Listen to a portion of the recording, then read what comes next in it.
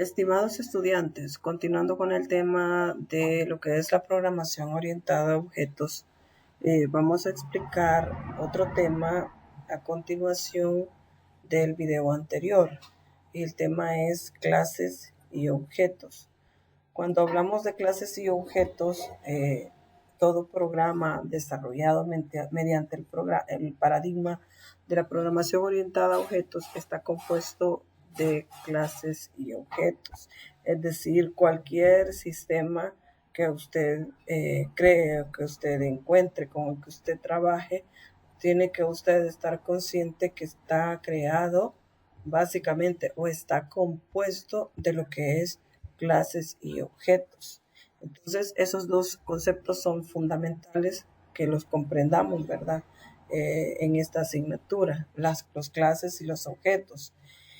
Una clase es cuando hablamos de clase, nos estamos refiriendo a que una clase es un molde, es una plantilla que define la forma de un objeto.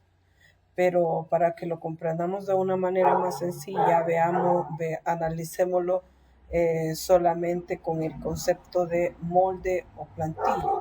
Primero pensemos en qué es un molde, qué es una plantilla.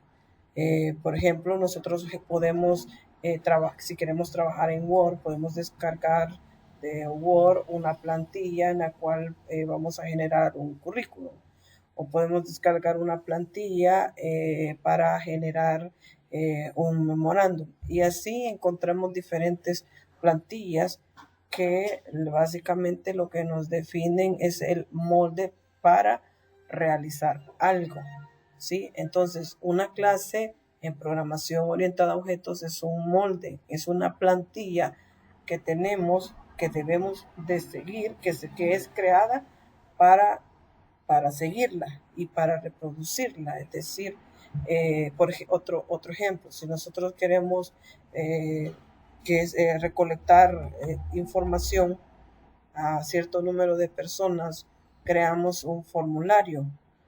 Ese formulario es mi plantilla con la cual yo voy a utilizar para recolectar la información que necesito. Dentro de ese formulario, dentro de esa plantilla, ya se encuentran todos los datos y todo lo que yo quiero obtener. Entonces ya es mi molde. Básicamente esa es la función directa de una clase en lo que es la programación orientada a objetos. Hablábamos en el video anterior acerca de un objeto estudiante.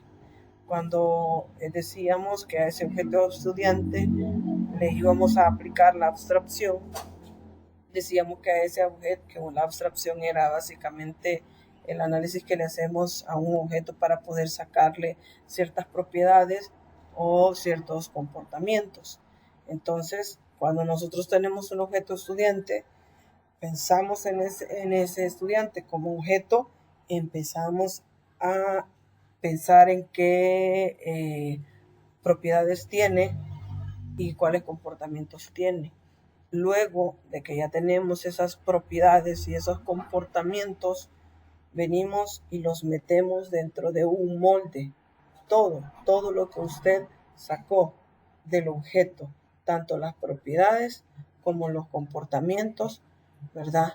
Usted los saca y los mete dentro del molde que es la clase, ¿verdad? Por eso dice que es una molde o plantilla que define la forma de un objeto y especifica los datos y el código que operan sobre esos datos. Dentro de esa clase, usted básicamente va a meter todo lo que son las propiedades y los comportamientos, pero esas propiedades están también trabajando de la mano con lo que es el código, básicamente, ¿verdad? Con lo que ya en sí, lo que es la programación.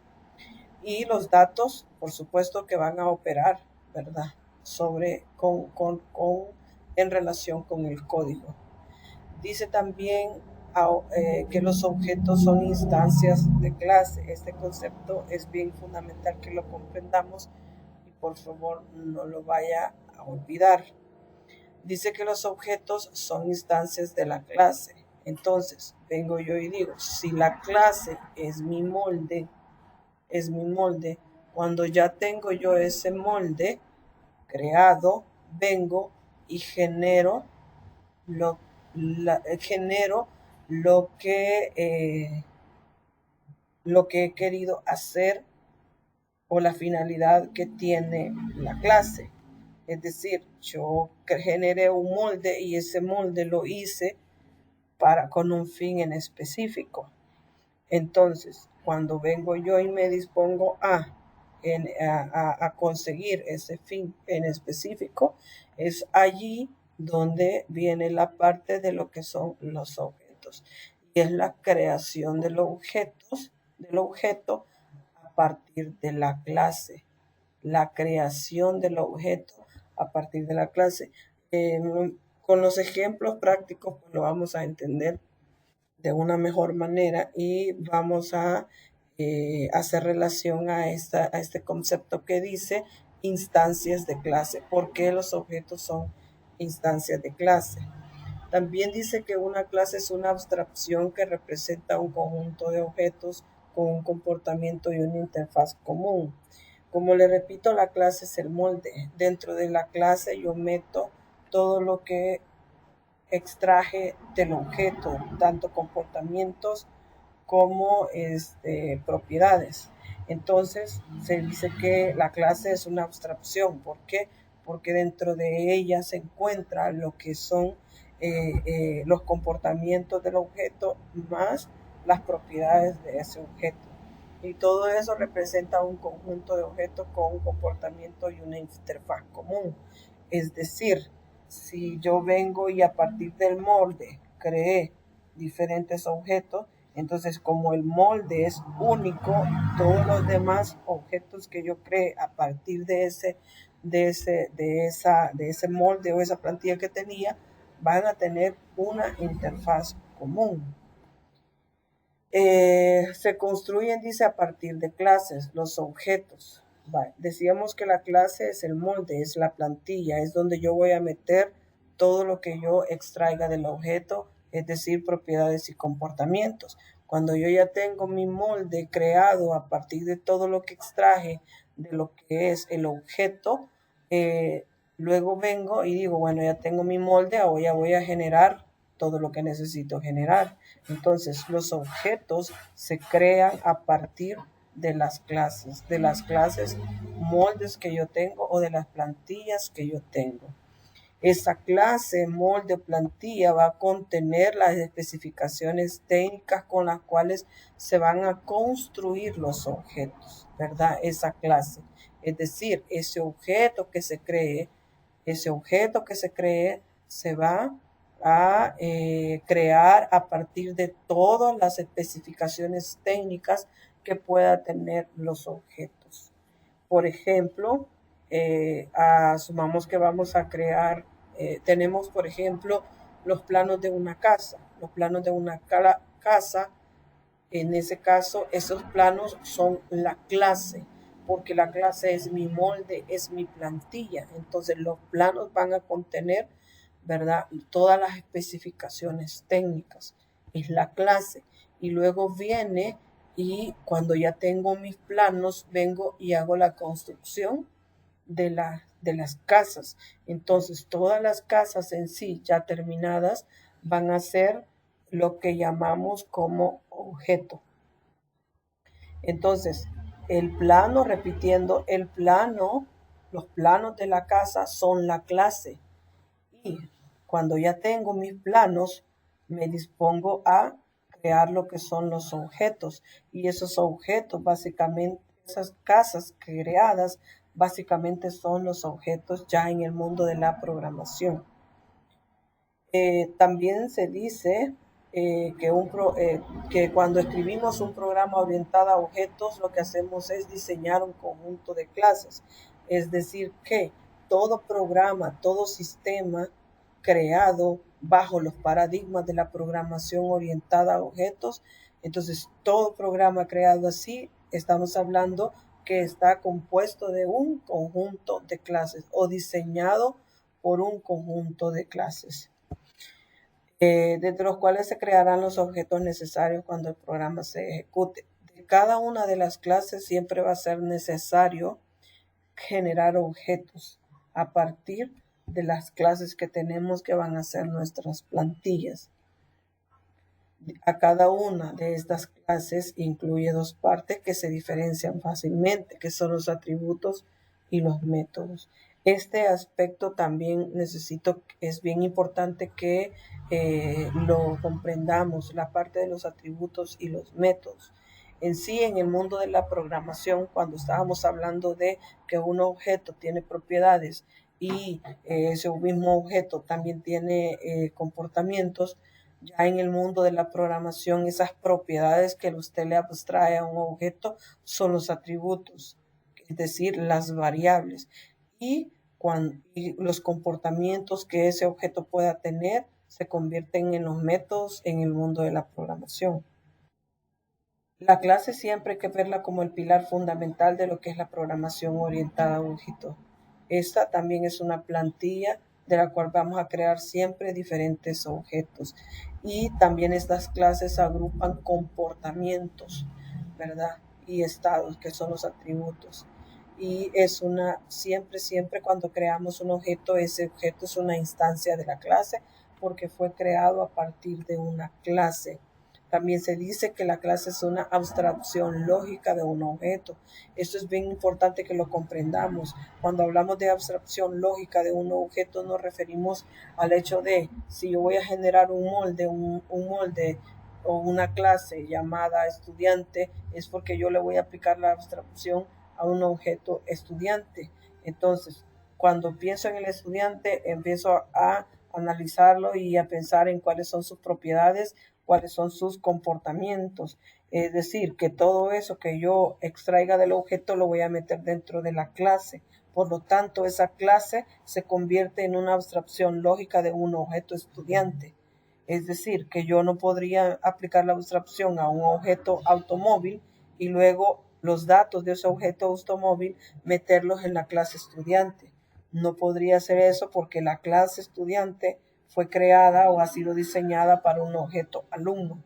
Es decir, que si a un objeto alumno le saqué la propiedad, nombre, carnet, carrera, materias que pueda tener, pero a un objeto vehículo le aplicó la abstracción y le sacó las propiedades como marca, modelo, es decir, marca, modelo, tamaño, son propiedades que no van acorde a un objeto estudiante. Por lo tanto, la clase estudiante no podría contener esas propiedades que yo saqué al objeto vehículo. Por eso es que se dice que la clase es una abstracción lógica de un objeto. Es decir, si agarro un objeto en específico, lo voy a meter eso mismo dentro de una clase y ya no podría meter propiedades de otros objetos que no tienen nada que ver. La sintaxis general de la clase, y aquí es donde usted quizás ya se va a familiarizar un poco más con lo que vengo hablando. Veamos, por favor. Conocemos que esto ya lo hemos venido viendo en el transcurso de toda la asignatura.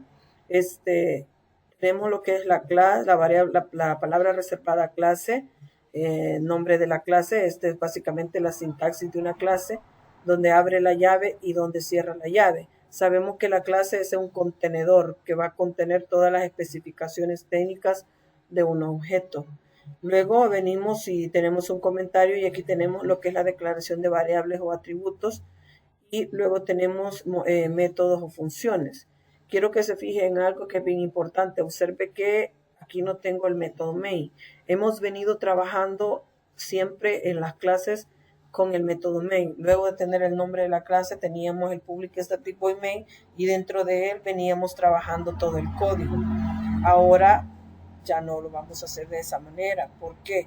Porque ahorita vamos a ver lo que es la programación orientada a objetos y cómo funciona. Entonces, para eso tenemos primero comprender qué es la clase. Segundo, comprender para qué me sirve la clase. La clase en la que hemos venido trabajando es la clase principal. La clase principal es la desde donde yo puedo crear diferentes instancias para que otras clases también se puedan ejecutar. Entonces, esta es una plantilla o un molde de una clase general, es decir, una clase que tiene su nombre, que tiene su cantidad de atributos y que tiene cierta cantidad de métodos o funciones dependiendo de la cantidad de métodos o funciones que usted le haya extraído al objeto. Entonces, observe que esta no tiene el método. Observe, por favor, aquí dice acceso. Esto es básicamente el acceso de la variable. Por ejemplo, si esta clase se llama clase estudiante, ¿qué propiedades le extraigo a un objeto estudiante? Le voy a extraer, por ejemplo, un nombre, un apellido, una edad, un carnet, una carrera. Pensemos en los más específicos de un estudiante, que serían en ese caso el nombre, el apellido y la carrera.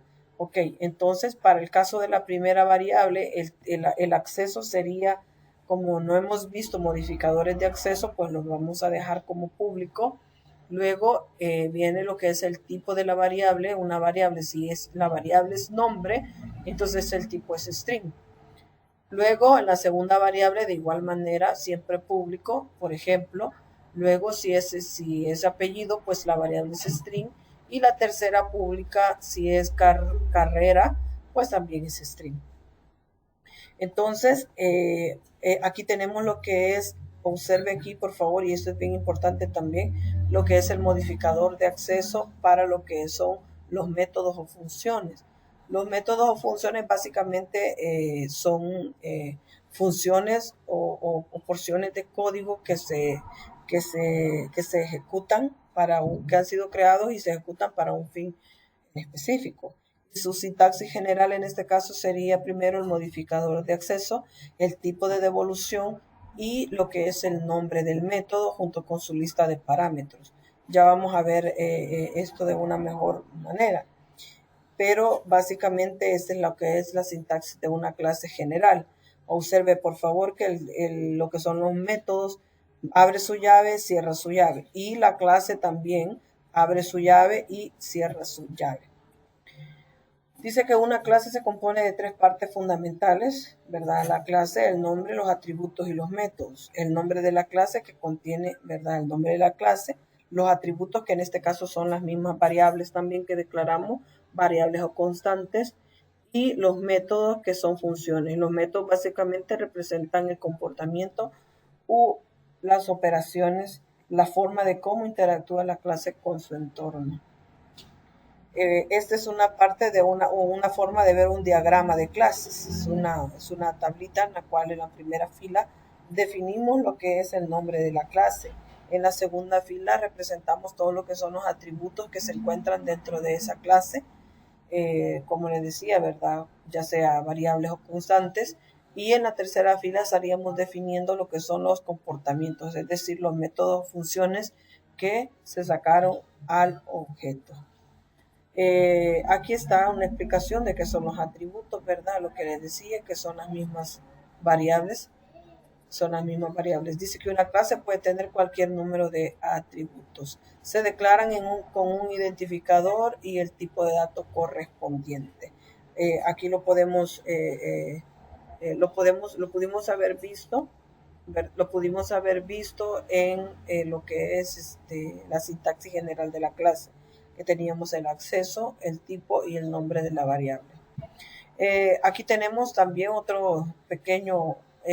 pequeña tabla en la cual estamos representando otra vez la clase, ya con un nombre. Aquí tenemos lo que es el nombre de la clase. Aquí tenemos lo que son los atributos o propiedades de la clase. Y aquí abajo pues irían los métodos o funciones.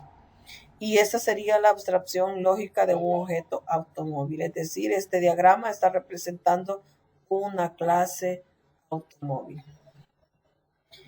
El identificador es el nombre que le damos a un método. Ya habíamos hablado que eran los identificadores. El nombre que le damos al método, a la variable o a cualquier elemento por el usuario. Dice que los identificadores también pueden tener uno o varios caracteres de largo. Eso también es importante. Los nombres de variables pueden empezar con cualquier letra del alfabeto. También eso ya Lo conocemos. ¿Por qué tocar el tema del nombre identificador? Porque los identificadores son importantes a la hora de generar las clases. Pueden llevar un guión subrayado. Este guión puede usarse para mejorar la legibilidad del nombre de una variable. Por ejemplo, salario de un trabajo bruto. Y aquí tenemos ya lo que es la creación de un objeto en sí en el mundo de la programación. Volvemos aquí y encontramos nuevamente el texto de que los objetos son instancias o copias de una clase. Cuando estamos hablando que dice instancias o copias, básicamente es reproducir, veámoslo así de la siguiente manera, es reproducir lo que es la clase, el molde, la plantilla que usted generó, la estamos reproduciendo. Es decir, a la hora de crear los objetos, lo que estamos haciendo es duplicar la clase. Por eso es que, por lo tanto, dice en esencia un conjunto de planos que especifica cómo construir un objeto, ¿verdad? Los objetos son instancias o copias de una clase que tienen reservado su propio espacio en memoria. Eso también es importante. Cada objeto que nosotros generamos es básicamente es una reserva en memoria, es una reserva de espacio en memoria. Aquí tenemos la sintaxis general de la clase. Tenemos lo que es el nombre de la clase. Aquí tenemos la sintaxis general del objeto. Aquí tenemos el nombre de la clase, que es lo primero que se agrega. Luego tenemos el nombre del objeto, es lo segundo que se va a agregar. El operador igual new, el operador igual, y luego la palabra reservada new. Nombre de un constructor, que básicamente este nombre de constructor es el mismo nombre de la clase. Y luego, pues, dentro de los paréntesis tenemos los parámetros si es que son necesarios. Esto siempre es bien importante que lo recuerden y que lo comprendamos, pero ya lo vamos a poner en práctica. Bueno, eso ha sido todo para esta clase. En el siguiente video, pues, vamos a trabajar ya directamente un ejercicio. Muchas gracias.